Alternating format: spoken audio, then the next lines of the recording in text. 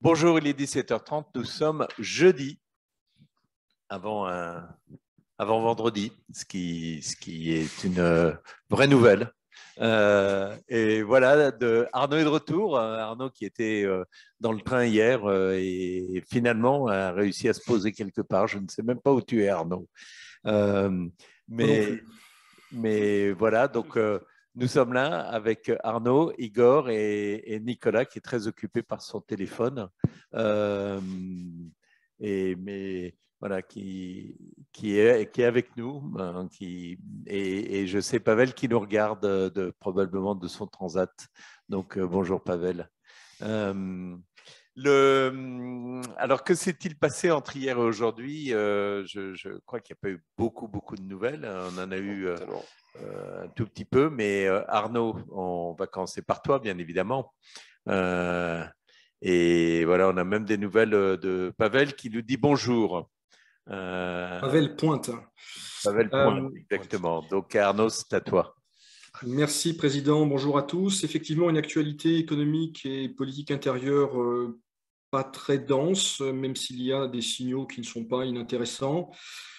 Quelques mots d'économie tout d'abord. D'abord, des déclarations d'Alexei Koudrine, le président de la Cour des comptes de Russie, ancien ministre des Finances, qui a déclaré aujourd'hui s'attendre à 18 mois, voire 2 années très dures pour la Russie. Selon lui, la phase dans laquelle on entre sera plus dure que la crise de 2009 et plus dure que la crise liée à la pandémie. Le ministre des Finances, Anton Siluanov, qui a indiqué qu'il s'attendait à un déficit budgétaire de 1600 milliards de roubles, ce qui fait à peu près, selon mes calculs, un peu plus de 20 milliards d'euros, qui seront compensés par le fonds souverain, le fonds de bien-être national. Dans le domaine social, une confirmation, puisqu'on en avait parlé il y a quelques jours, je crois, le salaire minimum et le minimum vital vont être revalorisés à hauteur de 9% dans les prochains jours. Revalorisé, mais pas indexé, puisque vous savez que l'inflation, aujourd'hui, en rythme annuel, est autour de 17%. Une confirmation encore de la part de Vladimir Poutine, qui s'est exprimé hier, j'y reviendrai. Il a, parmi les priorités économiques, les priorités gouvernementales, a indiqué le secteur de l'électronique, microélectronique en particulier. Enfin, une nouvelle de dernière minute, enfin, qui n'est pas une nouvelle, mais un bruit de couloir qui, à mon avis, devrait se confirmer. Dans le cadre du 6e paquet de sanctions qui pourrait être mis sur la table dans les jours, les semaines qui viennent et probablement adopté lors du sommet européen de la fin mai, il est désormais question de Sberbank. Sberbank pourrait faire l'objet de sanctions européennes très dures. On sait que les Américains ont déjà frappé le groupe dirigé par Hermann Greff. L'Allemagne aurait levé son veto. Il y a sans doute une raison à cela, et une raison aussi pour laquelle finalement ce sera un choc, mais un choc moins critique pour la Russie qu'il y a 1 ou 2 mois. Eh bien, c'est lié au fait que le commerce russo-européen dans le domaine de l'énergie va désormais transiter par Gazprombank. En d'autres termes, dès lors que Gazprombank est sanctuarisé, eh bien, Sberbank peut être sanctionné, si j'ose dire. En tout cas, c'est probablement comme ça qu'ont raisonné les dirigeants allemands, et c'est ce qui va probablement expliquer la réaction plutôt calme des dirigeants russes sur le sujet. En politique intérieure, je l'ai dit, Vladimir Poutine s'est exprimé hier à Saint-Pétersbourg devant les parlementaires et les présidents des assemblées régionales. Il n'a fait aucune mention d'une possible annulation des scrutins régionaux de cet automne. Donc, cette hypothèse ne semble pas se confirmer. Et par ailleurs, il s'est réjoui de ce que la réforme constitutionnelle de 2000 a, je cite, créé les conditions pour une législation souveraine de la Russie, pour le développement d'une jurisprudence nationale sans leçon de morale ni ingérence de quelque force extérieure que ce soit. Fin de la citation. L'autre événement, c'est un événement en réalité, dont Igor a, je crois, parlé hier sous l'angle de la politique étrangère. C'est le long entretien accordé par Nikolai Patrouchev au quotidien gouvernemental Rossiyskaya Gazeta. Évidemment, la politique étrangère était très importante dans cet entretien, mais il y a aussi quelques signaux en économie et en politique intérieure. Patrouchev parle beaucoup d'éducation et il souligne également les échecs depuis 2014 dans la politique de substitution d'importation. D'autres termes, le Conseil de sécurité nationale et probablement M. Patrouchev revendique des sphères d'influence plus nouvelles à son portefeuille. Enfin, un dernier sondage récent, publié hier par Levada. 66% des personnes interrogées estiment que le pays va dans la bonne direction. C'est un peu moins qu'en mars, 69%, mais ce n'est pas une différence significative.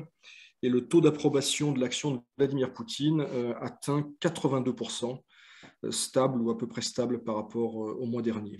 Voilà, Président, ce que je pouvais dire aujourd'hui. Merci, Arnaud. Et sur un plan diplomatique, Igor, s'est-il passé des choses? Bonjour Président, bonjour à tous. Sur le processus diplomatique, rien à signaler, aucune information substantielle. Et de même qu'autour des contacts internationaux sur le dossier ukrainien, très peu de choses. Le secrétaire général de l'ONU, qui je le rappelle était hier à Moscou, s'est rendu aujourd'hui à Kiev, où il doit rencontrer d'ici la fin de la journée probablement Volodymyr Zelensky. D'ici là, il a visité des complexes d'habitation qui ont été détruits par les combats. Il y a eu également à relever un entretien téléphonique entre les présidents russes et turcs. C'est le deuxième entretien téléphonique en 3 jours entre Vladimir Poutine et M. Erdogan. Manifestement, Vladimir Poutine a tenu à féliciter ou à remercier plutôt son homologue turc d'avoir organisé, je dirais, la logistique de l'échange de prisonniers russes et américains dont je vous parlais hier, qui s'est déroulé sur le tarmac de l'aéroport d'Ankara. On voit une scène entre 2 avions qui se posent et puis on sort un homme d'un avion qui est escorté et puis pareil de l'autre appareil. Et puis les 2 hommes se croisent sans à peine se regarder et puis montent dans l'avion opposé. Donc une scène d'échange assez classique qui s'est donc déroulée à Ankara. Donc d'un côté, je l'expliquais hier, Trevor Reed, l'ex-marine américain, et de l'autre côté, Konstantin Yaroshenko, un pilote russe qui avait été appréhendé au Libéria il y a plus de 10 ans. Il a également été question dans leur entretien de la situation humanitaire en Ukraine, évidemment. De même, Vladimir Poutine a restitué à son homologue turc la teneur des échanges qu'il a eus avec M. Gutiérrez la veille. Et pour sa part, le président turc a redit sa disponibilité pour le dialogue noué à Istanbul et pour intensifier le processus d'Istanbul entre les délégations russes et ukrainiennes. Et toujours sur le registre des relations russo-turques, le ministère russe des Affaires étrangères a fait part de sa compréhension quant à la décision turque de fermer l'espace aérien de la Turquie aux appareils russes se rendant en Syrie. C'est une décision qui avait été prise il y a 3 jours, je vous en avais parlé. Il n'y a donc pas de protestation, pas de note d'humeur, mais plutôt c'est les mots qui ont été employés, compréhension à l'égard de cette décision. Voilà, Président, pour aujourd'hui. Merci Igor. Il n'y a pas beaucoup de questions, donc vous pouvez nous poser des questions, mais j'en ai une première. En quoi l'échange de prisonniers était important hier, tant pour les Russes que pour les Américains? À vrai dire, je ne peux pas dire que c'était quelque chose à mon avis, de vraiment important. En tout cas, les 2 personnages qui sont concernés ne sont pas des personnages particulièrement important, donc un ancien Marines américain qui était à Moscou pour faire des études, visiblement, au moment où il était appréhendé en 2019. Quant à l'autre personne, visiblement, c'était un pilote qui transportait des stupéfiants et qui a été arrêté à ce titre-là au Libéria, extradé vers les États-Unis. Il y a en réalité dans les geôles américaines des ressortissants russes bien plus importants, plus intéressants potentiellement à extrader. Je pense à une personne, quelqu'un qui s'appelle Victor Bout notamment, qui avait été arrêté en Thaïlande, qui était connu pour être un marchand d'armes en fait, et que les Américains ont sur lesquels les Américains ont réussi à mettre la main il y a quelques années de cela, et qui est donc dans les geôles américaines depuis plusieurs années, Ça, c'est quelqu'un qui, à mon avis, est déjà un plus gros calibre que la personne qui a été extradée là. Bon, alors là, dans le contexte du conflit en Ukraine, évidemment, est-ce que c'est le signe annonciateur de d'autres échanges? Est-ce que ça pourrait préfigurer d'autres échanges de ce style? Je ne sais pas, mais à en juger par les personnes qui sont concernées, c'est pas du très haut niveau. Mais alors, on sait qu'il y a plusieurs prisonniers russes dans les prisons américaines. Y a-t-il des Américains dans les prisons russes? Je crois qu'il doit rester, sous contrôle d'Arnaud, je crois qu'il doit rester une personne peut-être qui avait été arrêtée alors, en flagrant délit, entre guillemets, de tentative d'achat de ce qui était qualifié de secret d'État ou de secret industriel auprès de ressortissants russes. Je me souviens plus de son nom, mais qui effectivement a été arrêté il y a quelques années de cela et qui, je crois, est toujours sous les verrous.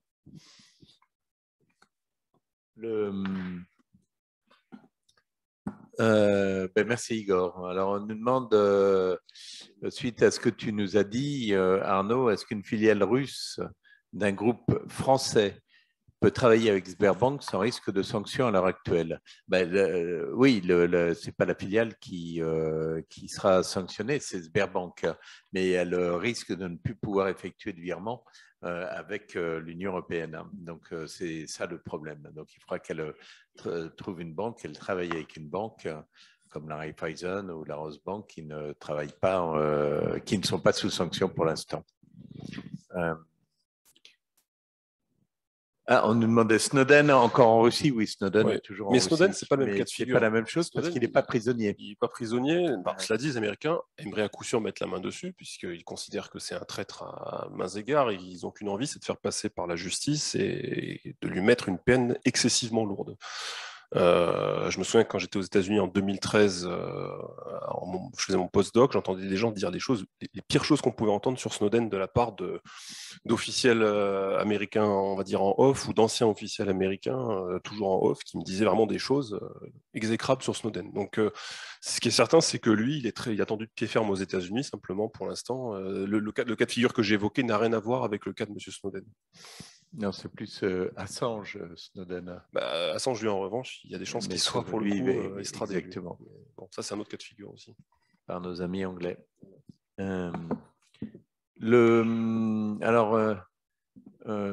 Toujours sur les banques, on nous demande quel critère fait que telle ou telle banque est sous sanction. Rosbank et Tinkoff, par exemple, ne sont pas touchés. Alors, Rosbank, c'est toujours la Société Générale. Donc, pour l'instant, elle n'est pas touchée. Tinkoff, je ne sais plus. Ils n'ont pas été sanctionnés du tout. Ils ont quelques sanctions britanniques, me semble-t-il. L'État est sous sanction, mais pas la banque.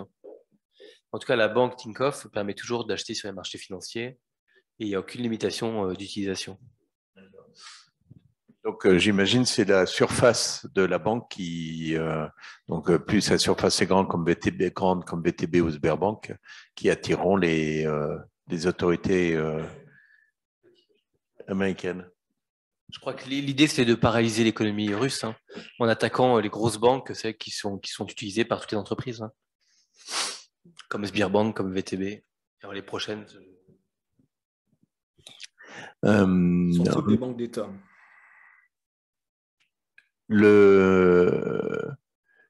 Alors, des questions. Pouvez-vous m'expliquer comment des Russes arrêtés en Thaïlande et au Libéria se retrouvent dans les prisons américaines et ont pu être extradés? Ça, c'est très simple, comme disait l'autre. C'est parce qu'il y a des accords d'extradition qui existent, d'une part, et d'autre part, ces extraditions n'ont pas été réalisées nécessairement du jour au lendemain. Dans le cas de M. Booth, par exemple, ça a pris des mois, pour pas dire plus. Ouais, c'était très long. Parce que ce sont quand même des personnes on va dire des profils à haute valeur ajoutée pour la justice américaine, et donc les autorités des pays, là, en l'occurrence la Thaïlande, les monnaient contre d'autres dossiers que j'ai pas en tête, mais il y a d'autres choses, je dirais d'autres dossiers dans la relation entre, en l'occurrence, la Thaïlande et les États-Unis qui ont dû rentrer en ligne de compte, auxquelles les Américains ont dû satisfaire certaines des demandes de la Thaïlande pour pouvoir mettre la main sur ce profil-là. Dans le cas du Libéria, c'est évidemment encore un autre contexte. On peut imaginer qu'il y a de l'aide économique à la clé, qu'il y a peut-être des contrats, des choses comme ça. Donc, puis surtout, si jamais ces pays-là le refusent et persistent à refuser, on peut tout à fait imaginer qu'ils s'exposent à des rétorsions de la part de l'administration américaine. Et donc là, les Américains ont une large palette de moyens de représailles, si j'ose dire.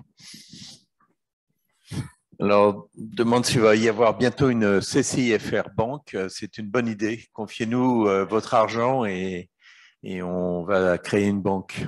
Mais on a des questions politiques. Alors d'abord, une information d'un Anglais qui a pris le vol de Belgrade à Moscou hier avec Air Serbia et n'a pas été autorisé à passer les douanes après plus de 3 heures d'interrogation. Il est reparti sur un vol ce matin. Là, pour le coup, c'est le premier. J'ai pas vu de Français, en tout cas, qui s'est arrivé, qui n'ont pas pu rentrer, qui ont mis des heures, oui, mais qui n'ont pas pu rentrer. J'ai pas eu. Il avait peut-être un mauvais visa, comme le dit le vice-président Chenesso. Je n'en sais rien, effectivement. Alors, des questions politiques. D'abord, une question, on nous demande si Total s'apprête à se retirer de Russie. Pour l'instant, Total n'a rien annoncé, donc non, il ne semble pas, mais à suivre, bien évidemment, les news de Total. Mais plusieurs questions politiques. D'abord, des commentaires sur la menace nucléaire brandée à nouveau par Poutine hier. Ça, c'est pour toi, Arnaud.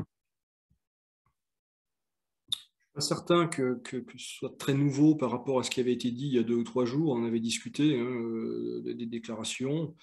Bon, il est clair qu'il y a un facteur, il y a plusieurs facteurs nouveaux qui entrent en ligne de compte. Ce sont les livraisons désormais massives et d'armes en provenance d'Occident et des livraisons qui concernent des systèmes de plus en plus lourds et à longue portée, pour certains d'entre eux en tout cas.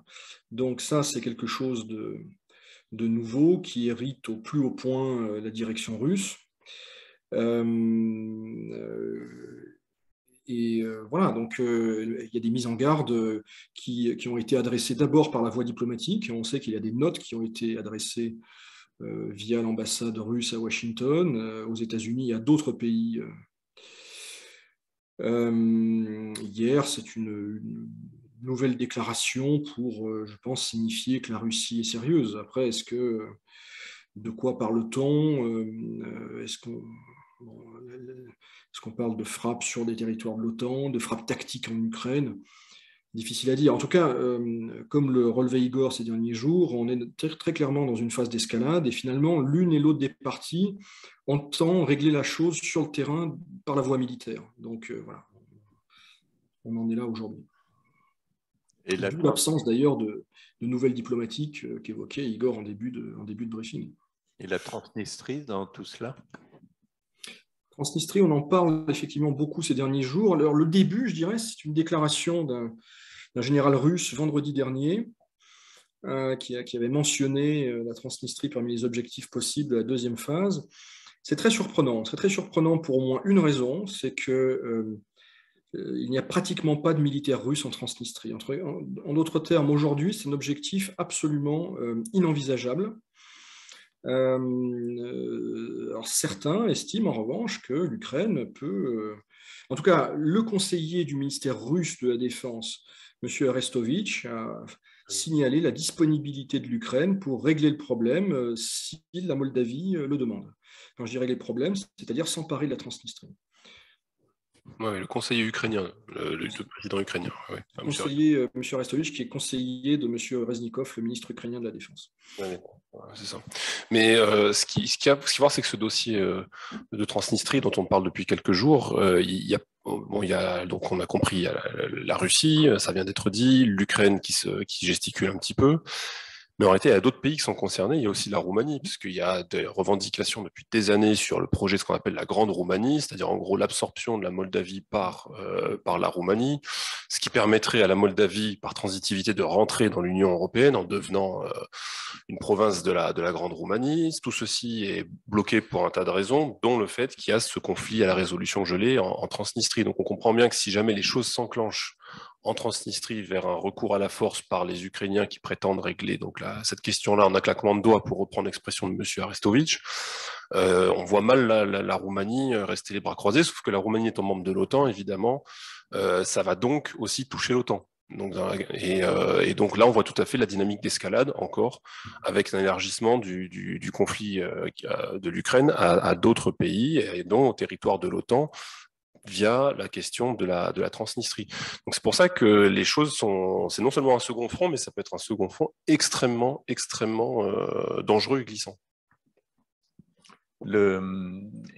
Tu disais, Arnaud, il y a très peu de troupes, c'est quoi? J'avais entendu parler d'une centaine de personnes. Mais non, on pense que c'est entre 1000 et 1200. Ah oui, 1000 et 1200. Dont la plupart sont des locaux. Ouais. Des locaux sous contrat, et il y aurait une centaine effectivement d'officiers russes, véritablement russes. D'accord. Voilà. Donc c'est très modeste comme empreinte. Alors, on nous dit, la chaîne de TV France 24 a annoncé aujourd'hui que le Centrafrique a adopté le Bitcoin comme monnaie officielle, en plus du CFA, et que l'Occident craint que ce soit dans l'intérêt de la Russie. Pouvez-vous commenter cette information? Je ne l'ai pas entendue. Est-ce que vous avez entendu cela ou non?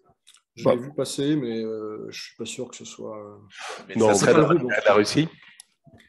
Non, mais je pense que là, ça va chercher un peu loin. Autant que je sache, le franc CFA a la capacité à susciter pas mal de tensions dans l'espace africain francophone. Il y a des gens qui le considèrent comme toujours une monnaie qui sert à les intérêts de la France plus qu'autre chose. Donc moi, j'ai plutôt tendance à voir cette nouvelle à inscrire dans le contexte franco-africain et franco-centrafricain pour le coup plus qu'autre chose. Mais dire que c'est les Russes qui sont une fois de plus à la manœuvre ça, je me risquerai pas jusque là.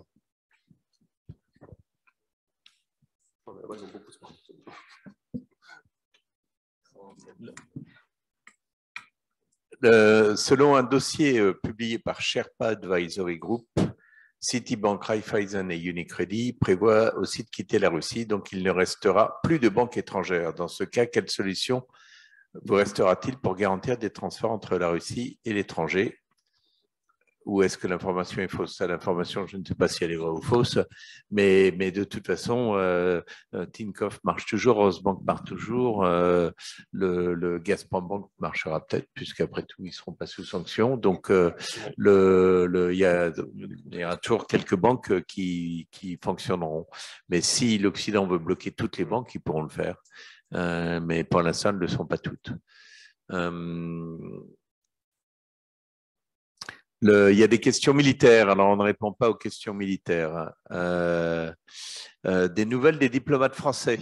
Non, on n'a pas eu d'expulsion hier et j'en ai pas entendu aujourd'hui non plus. Donc on n'a pas de nouvelles des diplomates français. Non, les Russes procèdent par ordre.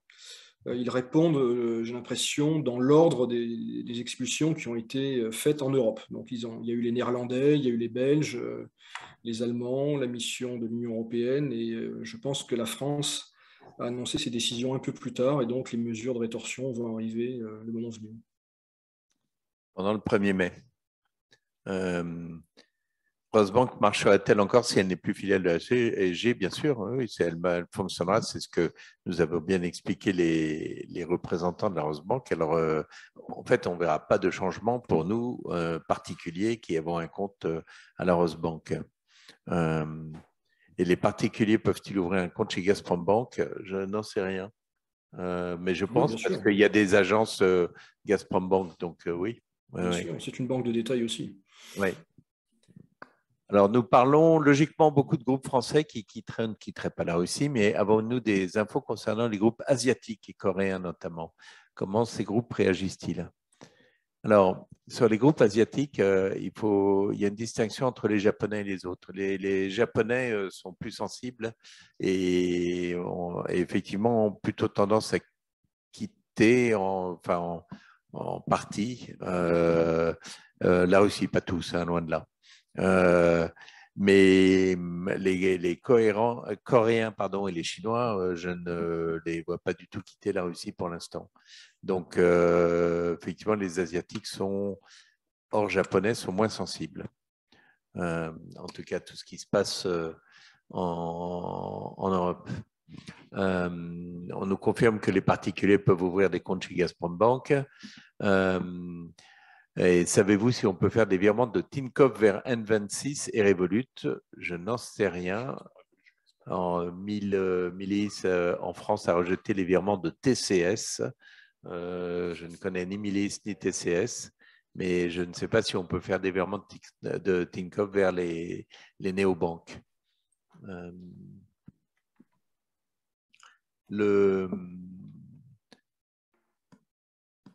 TCS, c'est Tinkoff. Revolut est bloqué pour les virements depuis la Russie. Voilà. Alors, sur Total Energy, ils ont annoncé la fermeture de l'usine de Kaliga, mais qui faisait des huiles moteurs. Donc, ça ne concerne pas l'extraction de gaz ou la production de gaz.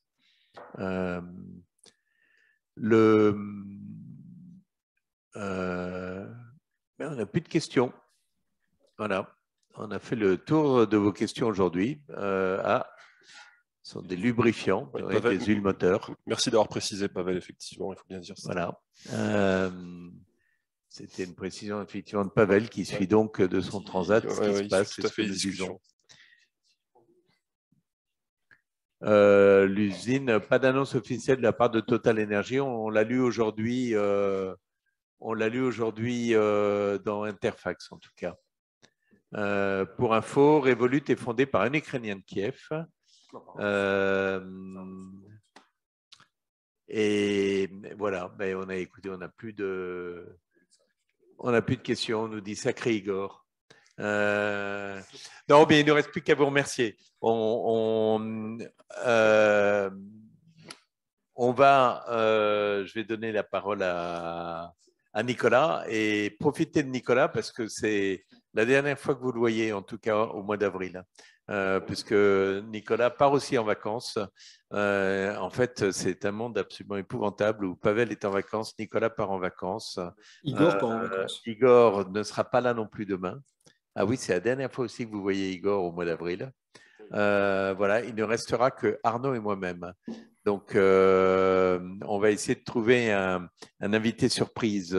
Et Emmanuel ne part pas en vacances, lui. En fait, seul le président travaille. Oui, merci Françoise, c'est effectivement le cas. Et bénévolement de surcroît. Et bénévolement de surcroît, oui. Mais Nicolas, qu'as-tu à nous dire avant de partir en vacances? Alors, je vais faire les grandes annonces habituelles. On les répète à chaque fois, mais on continue quand même. Donc, les autres actualités de la CCI France-Russie sont également disponibles sur notre canal Telegram, donc CCI France-Russie. Alors, vous pouvez toujours nous écrire sur notre hotline et nous allons répondre. Alors, l'adresse, c'est hotline@ccifr.ru. Ensuite, nous vous donnons rendez-vous, enfin, cher président et Arnaud, vous donnons rendez-vous toute la semaine à 17h30 heure de Moscou, 16h30 heure de Paris. Non, simplement le jeudi 5, attention. Demain rendez-vous, et ensuite le prochain rendez-vous sera le jeudi 5 mai, puisque les jours sont fériés en Russie.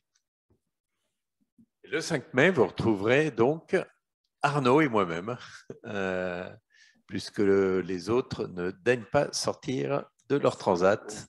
Toi, ça sera le 11 mai ton retour, et toi aussi, Nicolas, je crois. Hein. Bon, mais Nicolas, tu as une dernière chose à dire? Donc, en attendant, écoutez, tenez bon, soyez forts. Tu le dis mieux que Pavel, c'est ça? Non, mais la CCI France-Russie reste à vos côtés. À demain, et on aura un invité surprise. Merci, au revoir. Au revoir.